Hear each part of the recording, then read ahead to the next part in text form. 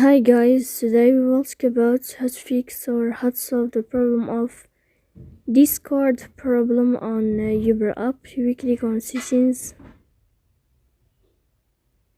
Here on this page you can click on apps, default apps, app settings.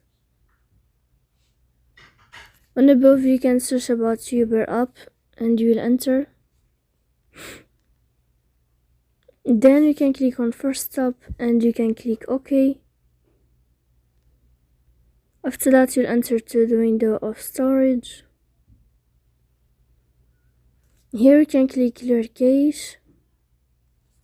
In the end you can turn off your phone and you can wait a moment to turn on your phone again, so please don't forget to support us, bell icon and subscribe. See you next time in another video, and thank you for your attention and your watching.